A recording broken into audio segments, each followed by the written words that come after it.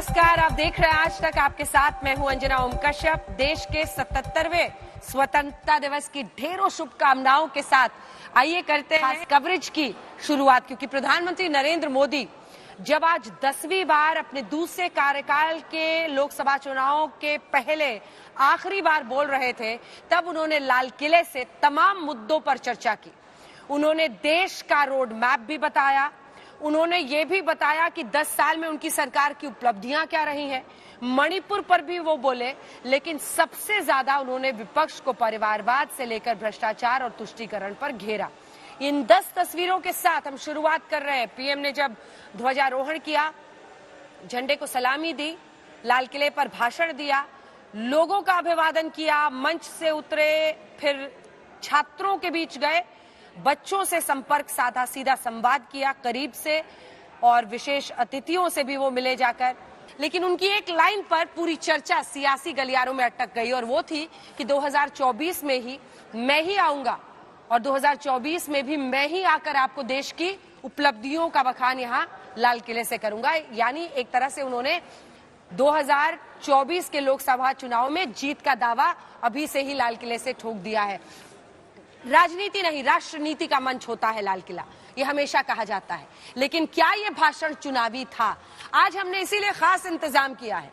PM के भाषण पर दिन भर चर्चा तो होती रहेगी, लेकिन 4 एक्सपर्ट्स, वरिष्ठ पत्रकार हमारे साथ जुड़ेंगे, जिसमें हम आपका परिचय उनसे करा दें। राशिद किदवई साहब, जो कि वरिष्ठ पत्रकार हैं, हमारे साथ जुड़ गए हैं। विनोद अग्निहोत्री जी, वरिष्ठ पत्रकार, जुड़ गए हैं। विजय त्रिवेदी जी, वरिष्ठ पत्रकार, हमारे साथ जुड़ गए हैं। और जयंतो घोषाल हमारे साथ जुड़ गए हैं। और जयंतो दा तो हमारे साथ पश्चिम बंगाल से लेकर हर चुनाव में भी एक एक्सपर्ट के तौर पर जुड़ते हैं।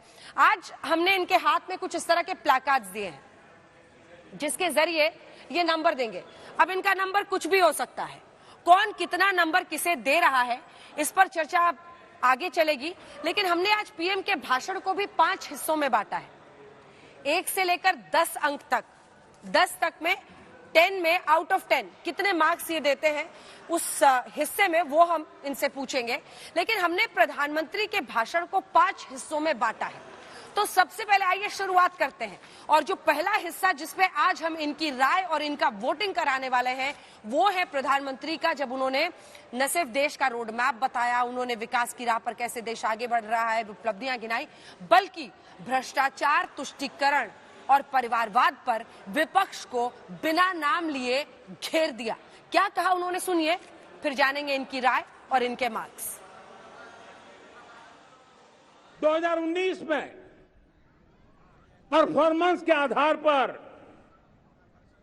आप सबने मुझे फिर से आशीर्वाद दिया।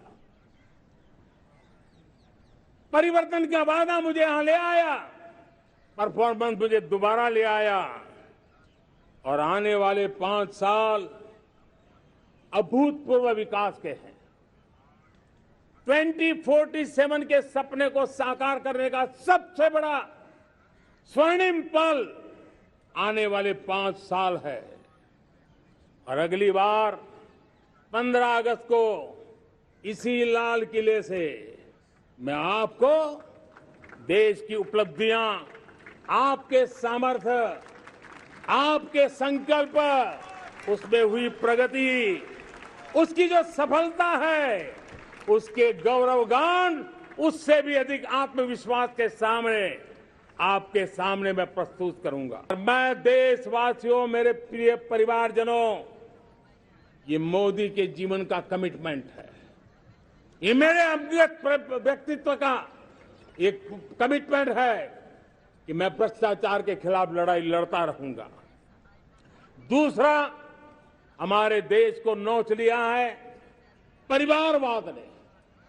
इस परिवारवाद ने देश को जिस प्रकंपन को, देश के सर्व समावेशक हमारे राष्ट्रीय चरित्र को दाग लगा दिए, तहस नहस कर दिया है इन लोगों ने। तुष्टीकरण को राष्ट्र के चरित्र पर सबसे बड़ा दाग बताया प्रधानमंत्री नरेंद्र मोदी ने। भ्रष्टाचार के मुद्दे पर, परिवारवाद के मुद्दे पर उन्होंने घेरा ही। तो आइए शुरुआत करते हैं रैंडम। मैं कहीं से भी किसी भी पत्रकार से अब पूछूंगी कि आप बताइए पीएम की इस बात पर आपकी राय और कितने देते हैं आप उन्हें इस बिंदु पर मार्क्स। विनोद जी, आपके साथ शुरू करते हुए। विनोद अग्निहोत्री जी, पीएम ने विपक्ष या कौन सा नेता नाम नहीं लिया, लेकिन उन्होंने सिनोनिमस बना दिया है। जब वो परिवारवाद, तुष्टीकरण और भ्रष्टाचार के मुद्दे पर घेरते हैं, यानी वो विपक्ष के नेताओं पर पूरा का पूरा ठीकरा फोड़ते हैं। ये जो उनका प्रहार का हिस्सा था, उस पर आप क्या कहेंगे और कितने मार्क्स देंगे? देखिए, परिवारवाद और भ्रष्टाचार और तुष्टीकरण तीनों पीएम ने कोई नई पहली बार नहीं बोला है। 2000 अगर आप पिछला उनका भाषण देखिए, उसके पहले तो उसमें भी, पिछले भाषण में भी उन्होंने परिवारवाद पर बहुत तेजी से अटैक किया था, और भ्रष्टाचार पर तो लगातार बोल ही रहे हैं। हाँ। और तुष्टीकरण तो भारतीय जनता पार्टी का आडवाणी जी और अटल जी के जमाने से नारा है, तुष्टीकरण जिसको तो लेकिन परिवारवाद और भ्रष्टाचार के मुद्दे पर कई बार क्या होता है कि जब प्रधानमंत्री बोलते हैं, लेकिन दूसरी तरफ वही जो बार बार विपक्ष भी कहता है और हम सब लोग भी इस बात को कहते हैं कि जब वही लोग जो जिन पर भ्रष्टाचार के आरोप खुद बीजेपी लगाती है, खुद कई बार प्रधानमंत्री लगाते हैं, वो लोग भारतीय जनता पार्टी में आ जाते हैं तो जिस तरह बेदाग हो जाते हैं, तो बात फिर थोड़ी सी बेअसर होने लगती है। आप अपनी बात को भी पूरी कीजिए, लेकिन पहले मार्क्स दिखा दीजिए ताकि हम मार्क्स दूंगा, लेकिन अपनी बात के साथ नहीं, आप पहले मार्क्स दिखा दीजिए। नहीं, बात को स्टेब्लिश करते हुए मार्क्स दूंगा ना, तो उससे थोड़ा सा जो है वो एक बात का, वो भ्रष्टाचार के साथ तो ये है। परिवारवाद में है कि चूंकि ये ठीक है, शीर्ष स्तर पर बीजेपी में कोई परिवारवाद नहीं है, लेकिन विकेंद्रित परिवारवाद बीजेपी में भी है। कई नेताओं के बेटे परिवार जो है उसमें है, सहयोगी दलों में कई परिवारवादी पार्टियां उनके साथ हैं, तो वो भी कई बार जो है वो हो जाता है। हाँ, टिकट देते हैं, मंत्री बनाते हैं। हाँ, मंत्री बनाते हैं, तो इसलिए मैं इस मामले को, पदों पर नहीं है जिस बात का वो दम भरते हैं कि शीर्ष पदों पर नहीं है। शीर्ष पद पर नहीं, शीर्ष नेतृत्व में नहीं है, लेकिन बाकी जगह जो है ये है कि एमपीज हैं, मंत्री हैं, वो सब तो। और दूसरी सहयोगी पार्टियों के में भी परिवारवाद है, मान लीजिए चिराग पासवान की पार्टी है और तो कई पार्टियां जो साथ में, अनुप्रिया पटेल, ये सब परिवार से ही तो आई हैं। तो अब इसमें मैं इसलिए इसको जो है बराबरी पर छोड़ता हूँ, 50-50% प्रधानमंत्री, तो मैं 5 नंबर इसमें जो है, आप इसमें 5 नंबर दे रहे हैं इस मुद्दे पे, क्योंकि मुद्दा जो है दोनों तरफ है। परिवारवाद इधर भी है, उधर भी है, भ्रष्टाचारी इधर भी है, उधर भी है। तुष्टीकरण का मामला एक ऐसा है कि अपरिभाषित है, ठीक है, वो तुष्टीकरण कहते हैं, कोई उसको कुछ कहता है, इसलिए मैं इसमें 5 नंबर देता हूं। चलिए ठीक है, अब जयंतदा आपके पास आते हैं और आपसे ये निवेदन है, क्योंकि एक नंबर के साथ भी हमारे व्यूअर्स देख पाएंगे ना, आप नंबर बता के फिर आप उस पर अपनी जो भी आपको बोलना है वो बता सकते हैं। परिवारवाद, भ्रष्टाचार, तुष्टीकरण पर पीएम का प्रहार, कितने देते हैं आप मार्क्स? देखिए अंजना जी, पहले ही मैं नंबर दे देता हूं, क्योंकि उसमें, लेकिन क्यों दे रहा हूं, कम से कम हम, आप मुझे इजाजत देंगे? बिल्कुल बिल्कुल। मैं प्रधानमंत्री जी को 9 नंबर देता हूं। और क्यों दे रहा हूं? क्योंकि थोड़ी देर पकड़ के रखें सर। हम जब पत्रकारिता करते हैं, कोई जर्सी, कोई पॉलिटिकल पार्टी का जर्सी नहीं है। हम प्रधानमंत्री जी की जो स्पीच है, और वो भी बीजेपी लीडर प्रधानमंत्री नहीं, नरेंद्र मोदी एक व्यक्तित्व है, बार बार वो कह रहे हैं नरेंद्र मोदी का ये कन्विक्शन है, कमिटमेंट है, क्योंकि ब्रांड मोदी इस बार भी 2024 में सबसे बड़ा ब्रांड इक्विटी है। आप कहेंगे कि चुनाव का स्पीच हो रहा है, और इसीलिए मैंने 1 नंबर नहीं दिया, नहीं तो 10 देते। लेकिन जो 4 मुद्दा आप कह रहे हैं, ये तो नई बात क्या है? नई बात कभी नहीं होता है। नेहरू जब चिट्ठी लिखते थे चीफ मिनिस्टर्स को, वो प्राइम मिनिस्टर होते थे, चीफ मिनिस्टर बोलते थे dear premier, dear prime minister, corruption, price rise, inflation, these are the main issues of India. तो नेहरू जी के बाद कांग्रेस कितने दिन राज किए हैं, तो मुद्दा पुराना नहीं होता है। लेकिन ये जो 4 पॉइंट्स मोदी जी जो इतना रोड मैप क्लियर कर दिए हैं, इतना फोकस्ड है, और statesmanship doesn't mean that you are completely unattached with your domestic issues.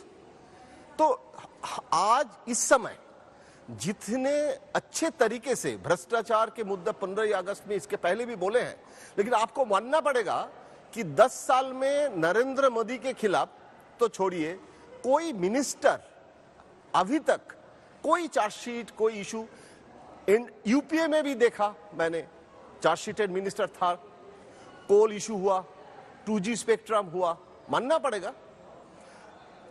Rajiv Gandhi के समय से हर कैबिनेट में, मैंने 40 साल मैं भी पत्रकारिता कर रहा हूं, आप कह सकते हैं कि भ्रष्टाचार खत्म नहीं हुआ है, अभी भी हो रहा है, लेकिन आपको तो एविडेंस देना पड़ेगा। अभी तक स्टेट लेवल में 1-2 इश्यूज हुआ है बीजेपी के मिनिस्टर के खिलाफ, गवर्नमेंट ऑफ इंडिया में अभी तक नहीं है।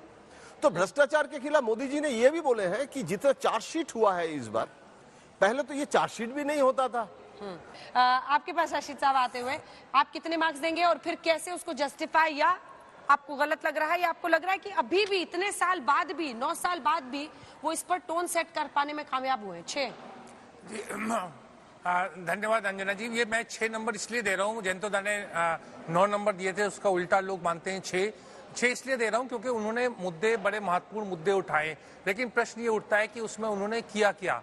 देखिए, जो परिवारवाद की बात है, हम देखते हैं कि अजीत पवार को लिया है और उसको एक बड़ा महत्व दिया गया है राजनीति में। तो अजीत पवार कौन है, उनका क्लेम टू फेम क्या है? अजीत पवार के साथ साथ कई भ्रष्टाचार के मामले भी जुड़े हुए हैं। भ्रष्टाचार में अंजना जी हम जानते हैं कितने आर्थिक भगोड़े जो हैं देश से भगे हुए हैं, नीरव मोदी और विजय मल्ल्या और मेहुल चौकसी वगैरह, उनको लाने की क्या तदबीर हुई है उसके बारे में हमें कुछ नहीं पता। तीसरी बात तुष्टीकरण की बात है। तुष्टीकरण चाहे वो अल्पसंख्यकों का तुष्टीकरण हो या बहुसंख्यकों का, दोनों मुझे लगा है दुर्भाग्यपूर्ण होता है। इसलिए प्रधानमंत्री ने विषय जरूर महत्वपूर्ण उठाए हैं, लेकिन उसमें उनके जो पिछले 10 साल का जो 9.5 साल का ट्रैक रिकॉर्ड है वो उतना अच्छा नहीं है जितना होना चाहिए। इसलिए केवल